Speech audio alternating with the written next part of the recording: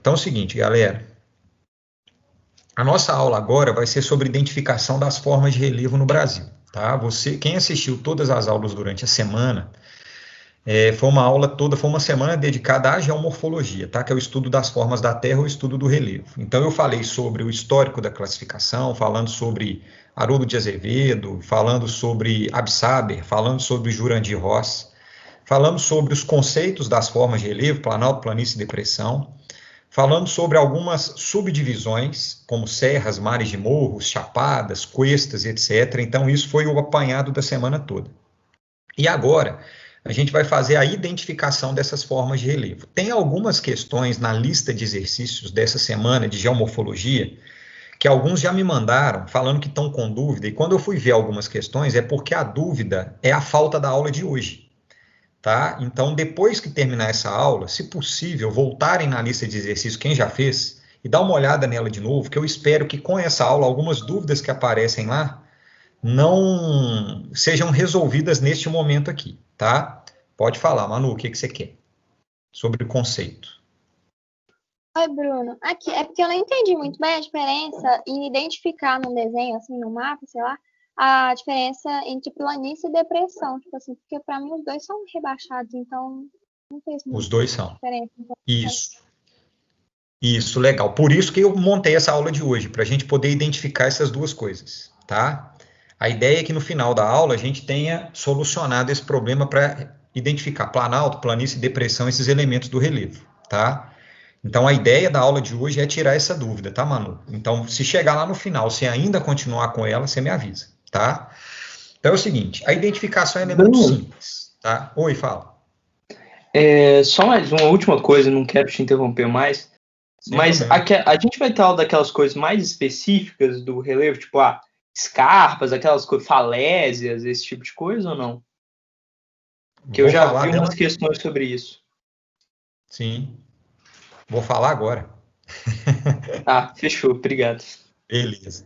Se permanecer essa dúvida no final da aula, você fala de novo, tá? Essa aula aqui ela vai ser um pouco mais específica que as outras. Por isso que eu deixei ela para ser ao vivo, porque ela poderia ser uma aula gravada. Mas eu fiz a escolha de ser uma aula ao vivo exatamente por ser mais específico e falar desses elementos mais específicos, tá? De algumas questões que tratam disso, inclusive. Beleza? Então é o seguinte, a gente vai identificar as formas de relevo no Brasil. No Brasil não tem cadeia de montanha, pelo menos dobramento moderno, né? Que é uma forma de relevo também, formado pelo movimento convergente de placa tectônica. Então, no Brasil, sobram 3 formas de relevo: planalto, planície e depressão, tá? E a classificação e essa identificação da forma de relevo no Brasil, a gente vai fazer por meio do conceito fundamental identificado pelo Jurandir Ross. Porque os outros dois, o Absaber e o Haroldo de Azevedo, eles classificavam o relevo basicamente de acordo com a altitude e com os elementos mais superficiais do relevo. Ou seja, se o relevo é mais plano, se o relevo é mais irregular, se o relevo é rebaixado e etc. Isso é o que o Absaber e que o Haroldo de Azevedo faziam. O Jurandir Ross, ele acrescentou um elemento na classificação do relevo, que é um elemento chamado de estrutural. Por isso que a gente tem uma matéria na faculdade, eu tive, chamado Geomorfologia Climática Estrutural. Porque o Jurandir Ross, ele acrescenta um elemento estrutural, que é o elemento rocha. Então, repara o que eu estou fazendo aqui, antes de mostrar para vocês onde esse desenho está. Desse lado do desenho aqui, a gente tem as cruzinhas, o que representa para a gente que essa rocha aqui é rocha cristalina. Então, desse lado do relevo, do desenho, a gente tem as rochas cristalinas. E do outro lado, a gente tem essas camadinhas representando a existência de rocha sedimentar.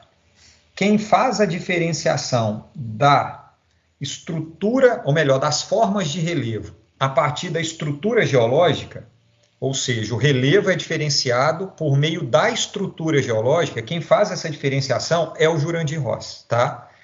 Por isso, esse desenho, ele não se preocupa só com a casquinha do relevo, só com a fisionomia, o que é visível.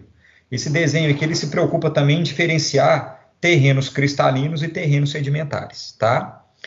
Eu preparei para a gente 3 desenhos do relevo, 1, 2 e 3, em 3 regiões brasileiras, que estão aqui, ó, 1, região norte, 2, região nordeste, 3, região sudeste e centro-oeste. Só para a gente identificar, vocês vão perceber que vai repetindo a forma de relevo, mas para a gente identificar essas 3 formas em diferentes lugares do Brasil, tá? Então, a gente sabe que essa forma de relevo aqui, ela está na região norte. Para a gente localizar mais ainda, para a gente identificar melhor ainda isso, aqui a gente tem o famoso Rio Amazonas, tá? O Rio Amazonas, ele corre aqui, ó. Isso daqui é o Rio Amazonas. Então, o desenho 1, esse bloco diagrama, que é um desenho em 3D, ele é cortado no meio dele pelo Rio Amazonas, tá? Então, a gente tem o Rio Amazonas aqui, e o corte 1, essa linha 1, ela passa exatamente no meio, melhor, ela é cortada no meio pelo Rio Amazonas. Mais do que isso, se eu pego esse número 1 e coloco aqui a letra A nele, e coloco aqui embaixo a letra B, eu consigo identificar esse corte no relevo 1, marcando aqui como A desse lado, beleza? E como B deste lado que está aqui, ó. Então, aqui no meio, a gente tem o Rio Amazonas. No lado cristalino é a porção norte do desenho, essa parte de cima, que é a parte norte ou a margem esquerda do Rio Amazonas. E o lado B, que é sedimentar, é a porção sul do relevo ou a margem direita do Rio Amazonas, tá? Então, a gente identifica aqui esse corte, esse bloco diagrama, a partir de AB, identificando que o meio dele é o glorioso, famosíssimo Rio Amazonas. Beleza. Só que o Jurandir Rosa, ele fala que o relevo, para ele ser classificado, a gente tem que levar em consideração as rochas, e associada a essas rochas, a gente tem que levar em consideração os processos que modelam esse relevo. Os processos de modelagem, basicamente, são 2. Ou vai ser a erosão, ou vai ser a deposição. A erosão, ela predomina em ambientes mais elevados do relevo. Então, repara que no desenho aqui, eu coloquei o rio principal, que é o Rio Amazonas, e tem os rios afluentes que eles correm em direção ao Rio Amazonas. Eles correm em direção ao Rio Amazonas. E esse rio afluente aqui, ele se forma na parte mais alta do relevo. E esse outro rio afluente aqui também se forma na parte mais alta do relevo. Resultado: o rio sai da parte mais alta e corre para a parte mais baixa, sai da parte mais alta e corre para a parte mais alta. Sendo assim, a gente vai ter a predominância nas porções mais altas do processo chamado de erosão, que é o desgaste, ou seja, os rios vão retirar os materiais, os sedimentos da parte alta e levar para a parte baixa. Então, a gente tem a erosão nessa parte mais alta, e temos a erosão nessa parte mais alta desse lado. Então, tanto na porção cristalina quanto na porção sedimentar, nós temos a predominância do processo erosivo, porque é onde se forma o relevo, o rio, o curso d'água, que vai transportar o sedimento para a parte mais baixa. Então, a erosão, ela predomina sempre nas porções mais elevadas do relevo. Conceitualmente, a forma de relevo onde predomina o processo erosivo é chamado de planalto. Beleza? Conceitualmente, onde predomina o processo erosivo é chamado de planalto. Só que para o Absáber e o Haroldo de Azevedo, lá dos anos 60, 50, 40, isso já bastava para classificar o relevo. Planalto é planalto, beleza, é plano e alto e sofre processo erosivo. Para o Jurandir Ross, os planaltos são divididos em 2 grandes conjuntos. O planalto cristalino, então a gente tem o planalto cristalino e o planalto sedimentar. Então a gente tem os planaltos cristalinos e os planaltos sedimentares, de acordo com a estrutura geológica. O que vai diferenciar o planalto cristalino do planalto sedimentar? A diferenciação é, em primeiro lugar, na estrutura geológica. A diferenciação está na rocha. E a segunda diferenciação, e que é mais importante nesse caso, está na fisionomia do relevo. Repara que o planalto cristalino ele é todo ondulado, e o planalto sedimentar ele é bem planinho. Significa que o planalto cristalino ele vai ser caracterizado por uma superfície, por ser chamado de planalto, a superfície, arredondado, também conhecido como mamelonar. Nossa, mas escrevi tudo errado. Mamelonar. Beleza? O que é um planalto mamelonar? É um planalto de superfícies arredondadas. Enquanto o planalto sedimentar, ele vai ser chamado de um planalto ou uma superfície conhecido como tabular, por causa da ideia de uma tábua planinha formando essa superfície. Então, o planalto cristalino, ele vai ser sempre mamelonar, arredondado, e o planalto sedimentar sempre tabular. Esse planalto mamelonar, e quem vai fazendo essas subdivisões é o Jurandir Ross, por isso que na classificação de relevo dele tem muito mais unidades de relevo do que das outras, porque ele vai fazendo essas subdivisões. Segundo o Jurandir Ross, no relevo mamelonar do planalto cristalino, ele se subdivide em 3. Vocês já assistiram essa aula.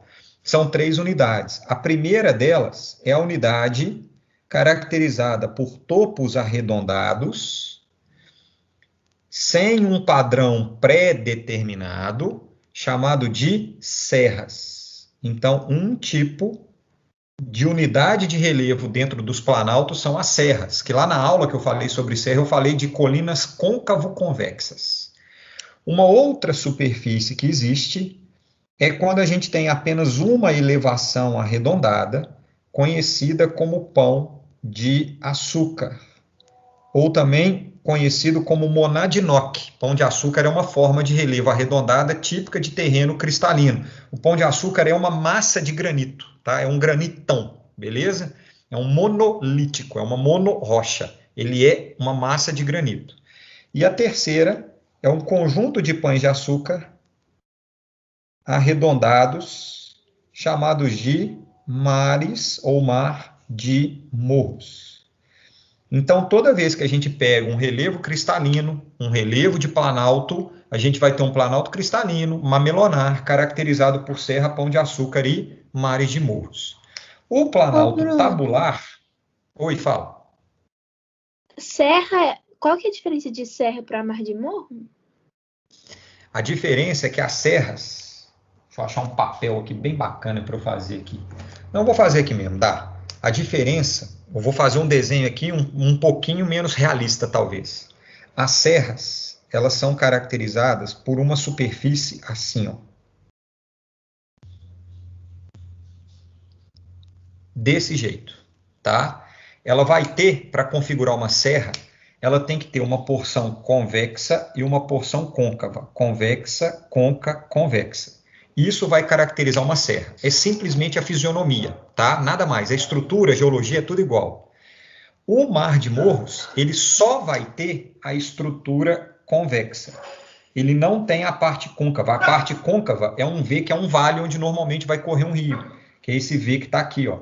Tá? Então, ele não tem o côncavo. Ele tem diretamente essa parte aqui em V, que é o Vzinho dele. É isso que diferencia uma serra de um mar de morro. É exclusivamente a fisionomia, tá? Que a gente enxerga, de nada. Beleza.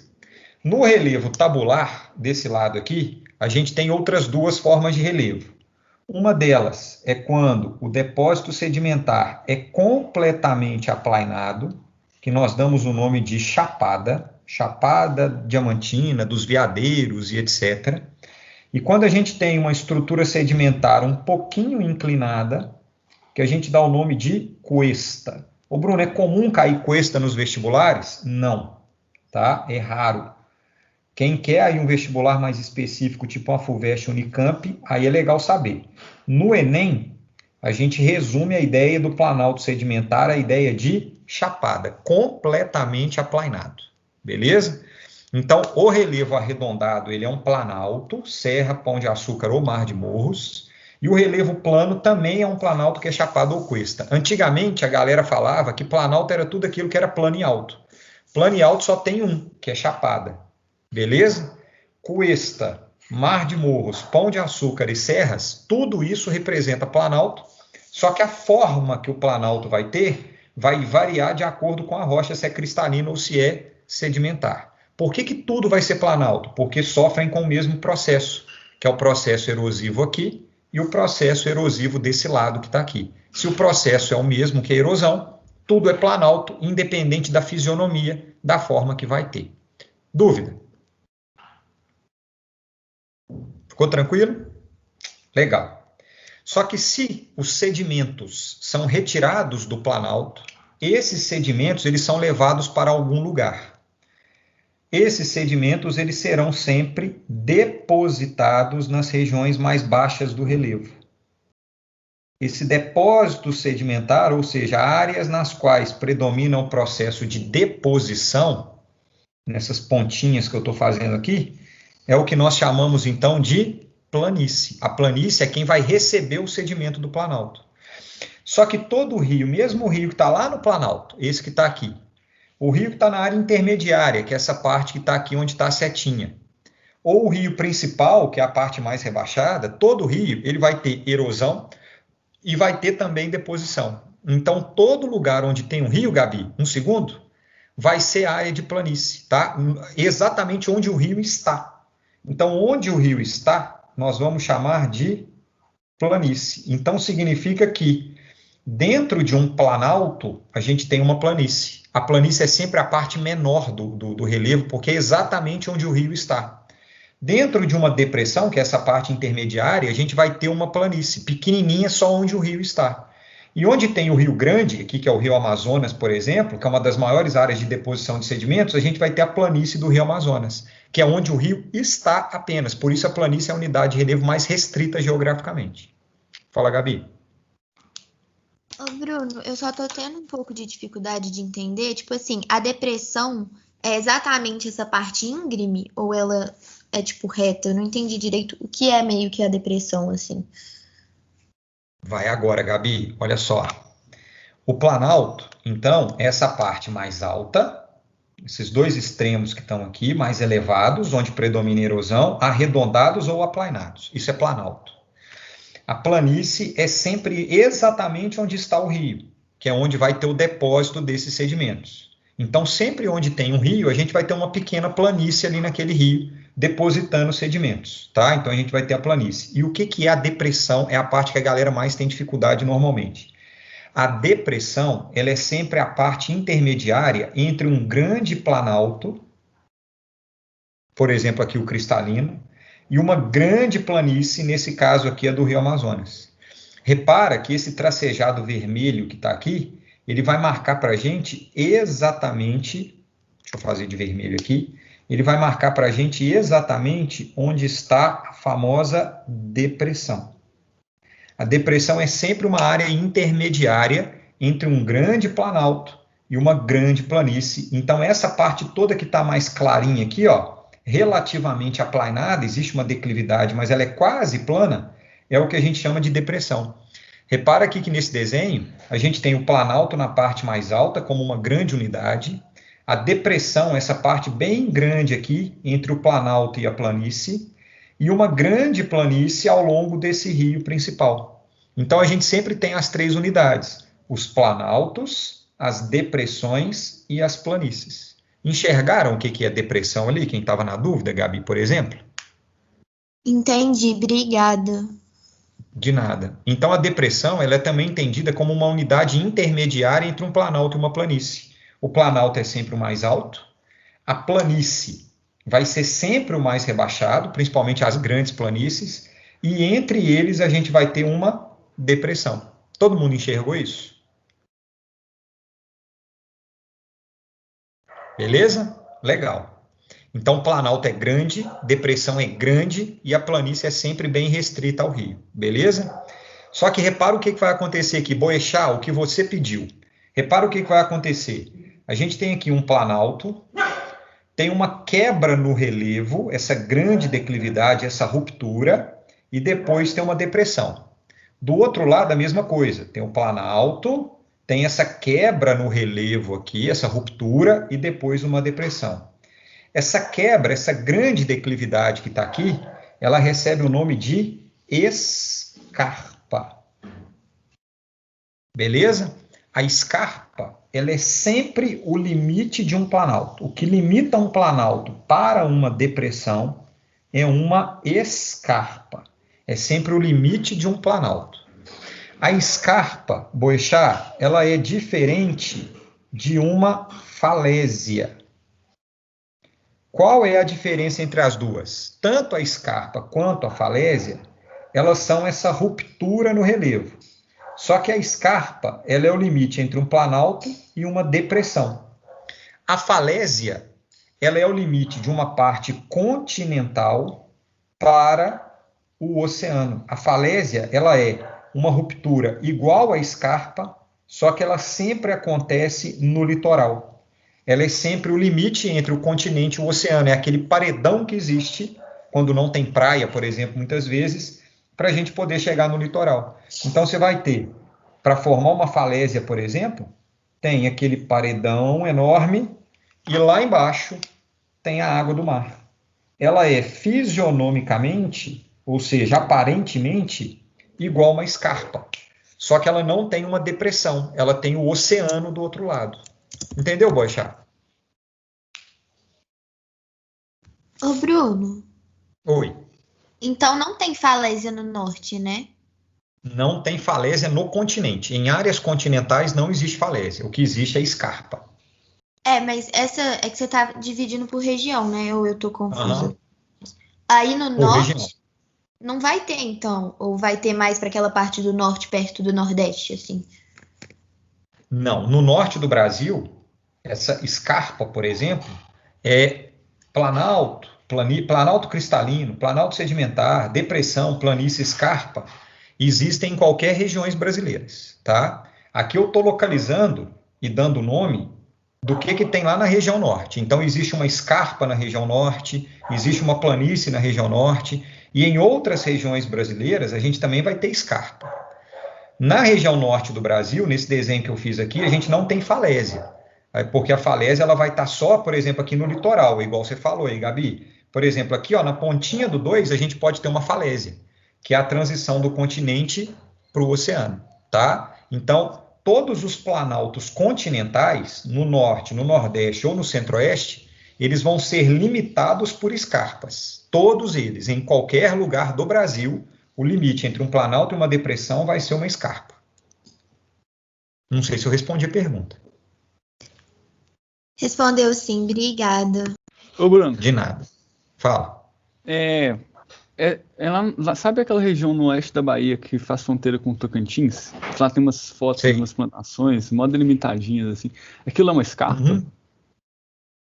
Aquilo ali, a Bahia em direção Tocantins com a Bahia, a gente está falando deste Planalto Sedimentar Central Brasileiro.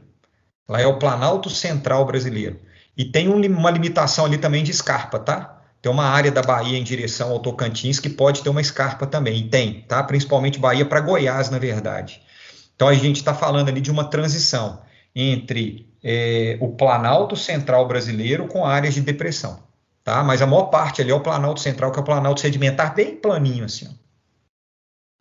Porque eu vi uma foto que lá, tipo, eles fazem umas plantações e de repente você tem, tipo, a escarpazinha assim, é mó delimitadinho, assim, bonitinho. Dá para ver perfeitamente a escarpa.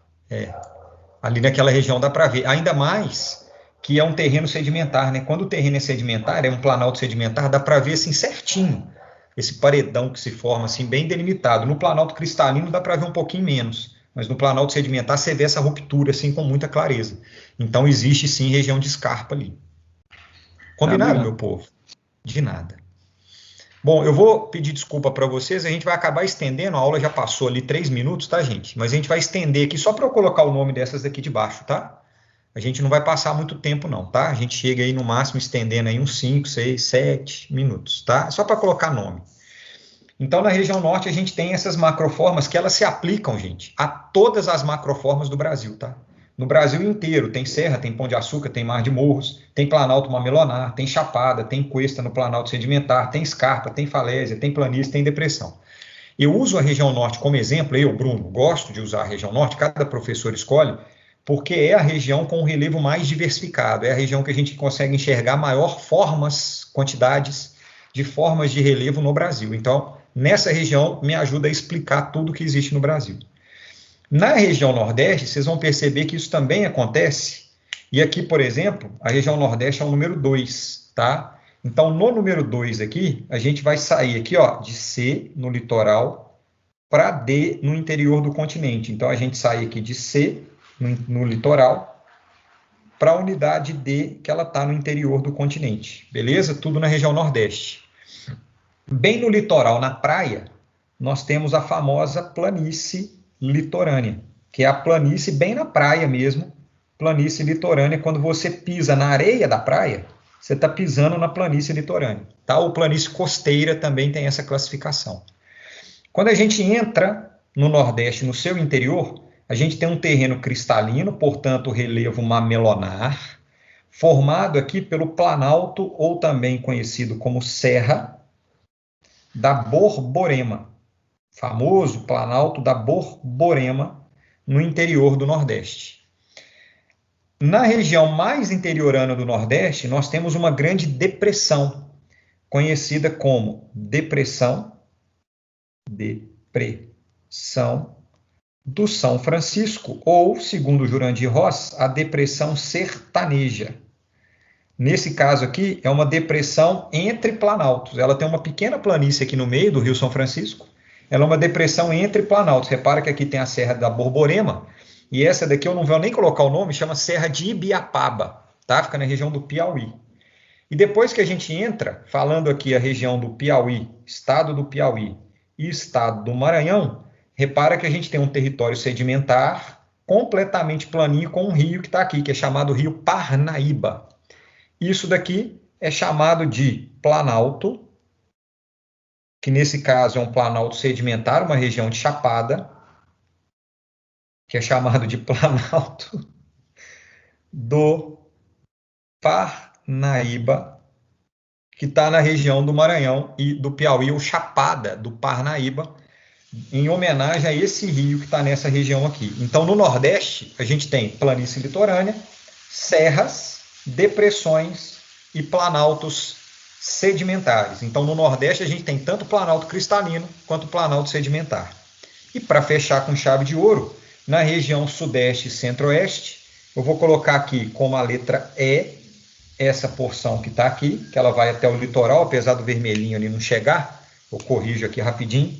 Então, a gente tem o E, que vai até o litoral ali, e que vai até o F, bem no interior do continente, tá? Aqui também a gente tem a planície litorânea, que eu não coloquei, mas a gente vai ter uma região de serra, que é chamado de Planalto do Leste, tracinho Sudeste, alguns chamam de Planalto Atlântico, e o nome mais popular é Serra do Mar, tá? Temos uma região de depressão também, uma região rebaixada, nesse caso aqui chamada de Depressão do Paraná, que pode ser a depressão de São Paulo também, como na Amazônia a depressão sul-amazônica e depressão norte-amazônica, tem depressão dos dois lados, até a gente chegar numa região dos chamados planaltos do Paraná. São vários degraus, formando 3 planaltos, vários degraus que se formam. Repara que aqui nos planaltos do Paraná é uma das únicas regiões brasileiras cujo depósito sedimentar é inclinado, formando o que a gente conhece como cuesta, conhecido como as cuestas do Paraná e do interior de São Paulo. Então, o Planalto do Paraná, especialmente para quem vai fazer vestibular em FUVEST e Unicamp, é importante saber geografia regional, que é esse perfilzinho que está aqui de São Paulo e Paraná, é uma das poucas regiões brasileiras que a gente tem a configuração de cuestas numa região de planalto. Então, toda vez que fala cuesta, é necessariamente um planalto. Até chegar na porção F, no corte F que está aqui, que é uma das maiores planícies brasileiras, que é a famosa planície do Pantanal. Gente, uma matéria muito decoreba, mas que se vocês voltarem na lista de exercício dessa semana, eu vi que está nevando no Paraná. O Gabi, aguenta aí essa informação, falta 1 segundo, aguenta aí que eu já vou falar sobre ela.